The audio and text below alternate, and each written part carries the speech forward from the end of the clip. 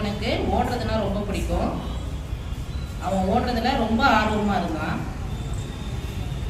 ஆனா அவனுக்கு ஸ்கோலியாசிஸ் என்ற ஒரு பிரச்சனை இருக்கு. ஸ்கோலியாசிஸ்னா முதுகு தண்டு வளைஞ்சிருக்கிறது. அந்த முதுகு தண்டு வளைஞ்சிருக்கிறதுனால அவங்களுக்கு எப்பயுமே எப்படி இருக்குமா, ஒரு பெயின் இருந்துகிட்டே இருக்குமா. அவங்களால எந்த செயலியும் செய்ய முடியாது, அதாவது வேகமாக செய்ய முடியாது.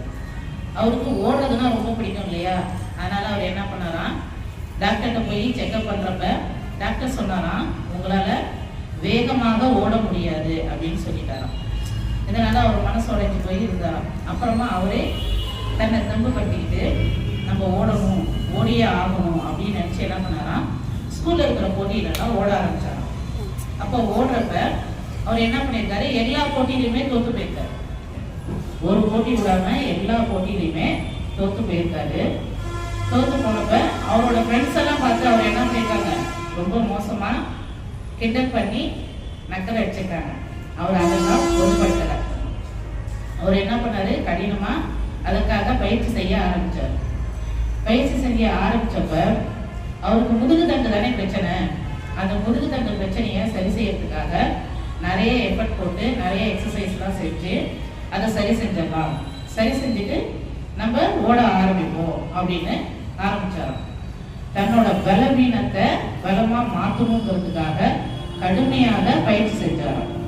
ஸோ கடுமையாக பயிற்சி செஞ்சு ஒரு நாள் என்ன பண்ணாரா, உலகமே வியந்து பார்க்குற அளவுக்கு உலகத்துல ஒலிம்பிக் போட்டியில பங்கு பெற்றாராம்.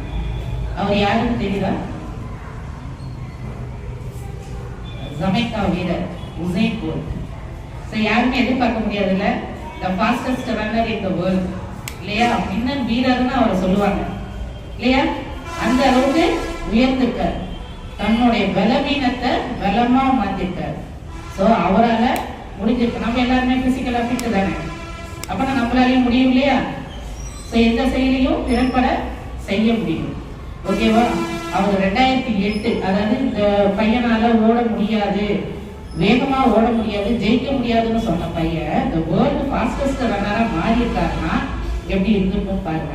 2008 ஒலிம்பிக்ஸ்ல 100 மீட்டர் ஓட்ட பந்தயத்துல அவர் என்ன பண்ணியிருக்காருன்னா, அவரோட வேர்ல்டு ரெக்கார்ட் 9.58 வினாடிகள். 9.58 வினாடிகள். அவரு தொடர்ந்து 3 ஒலிம்பிக்ஸ்ல பங்கேற்றிருக்காரு. 2008ல 2 கோல்டு மெடல், 2012ல 3 கோல்டு மெடல், 2016ல 3 கோல்டு மெடல். ஆக மொத்தம் ஒலிம்பிக்ஸ்ல மட்டுமே 8 கோல்டு மெடல் வாங்கியிருக்காரு.